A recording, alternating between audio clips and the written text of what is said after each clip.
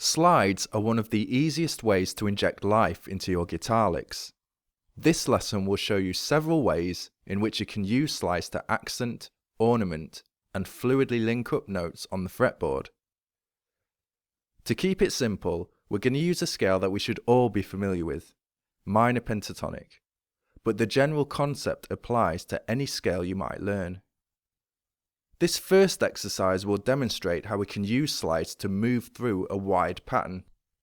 You can see this pentatonic pattern as divided into 3 boxes.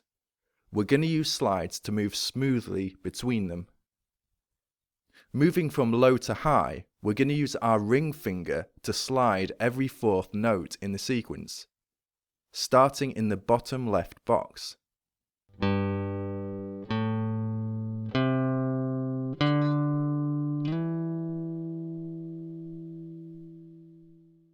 We're now in our second box, continuing.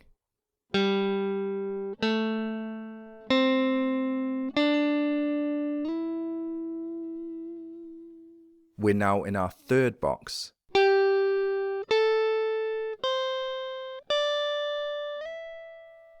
Let's string it all together.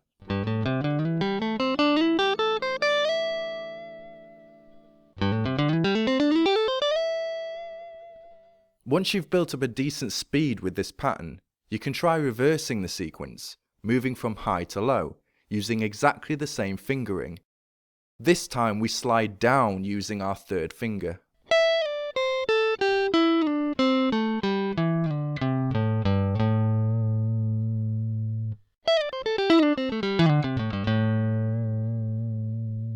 Now we're going to slide using our index finger as follows.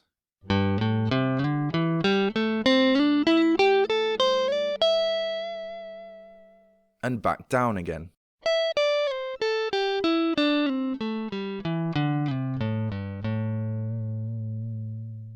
Our 1st and 3rd fingers will be our predominant sliding fingers, so these pentatonic exercises are a good way to practice.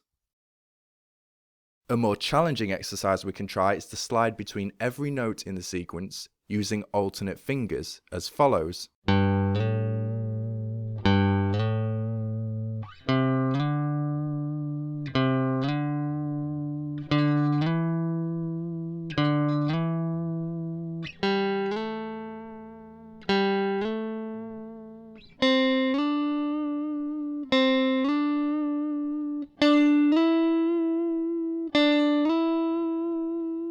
So you get the idea. Try the same moving down the pattern. At any point during your movement around the scale, you should be able to apply these slides either up or down and using either your index or middle fingers. Now let's look at some specific ways in which we can use slides to add more feeling to our lead.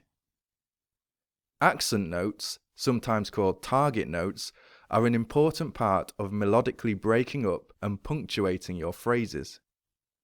For example, we can slide to the root of the scale to punctuate the following phrase.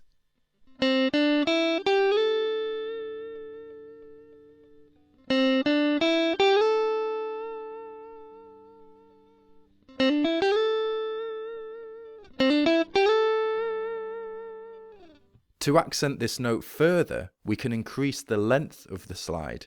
The quicker the slide, the less it matters where you begin the slide, because the ear will be drawn to the resting note at the end of the slide.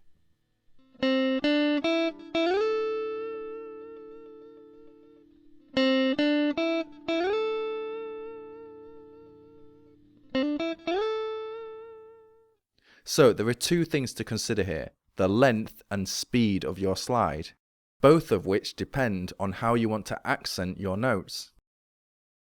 We can of course also slide down to our accent note.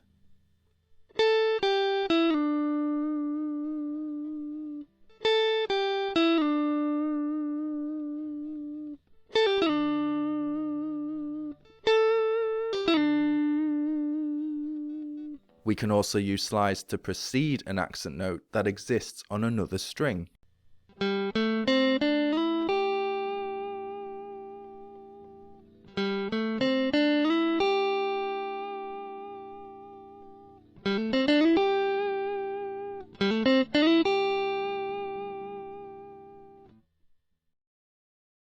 Try picking your target note before immediately sliding to it for more emphasis.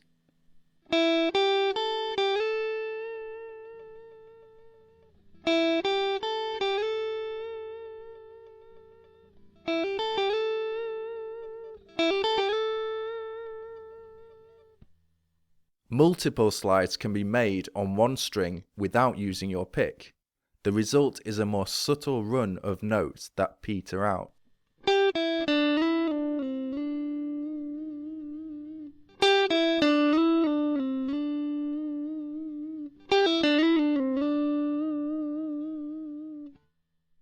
You don't always have to play your slide immediately after picking a note. Try waiting a beat or two before you slide.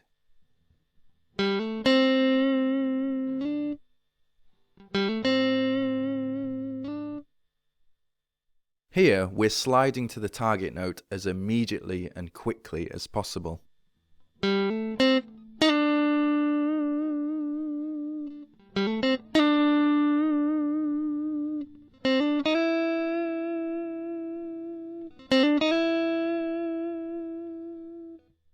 A combination of the sequential and quick slide. Here, we pick our accent note as usual, followed by a quick slide to another fret and immediately back. This creates a very subtle ornamentation effect that mimics vocal characteristics.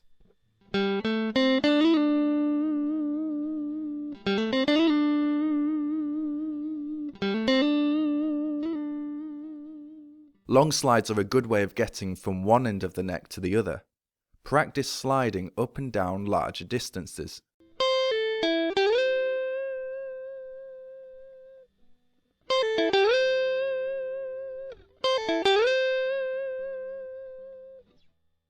Here, we alternate between slides and fixed notes across two strings to move up or down the neck.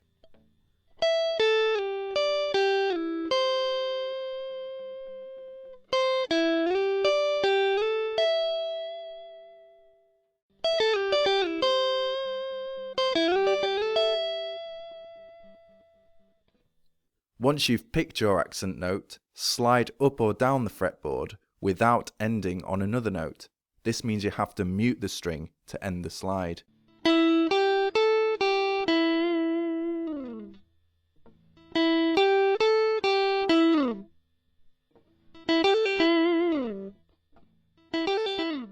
Your practice time should be spent on these techniques both individually and in combination.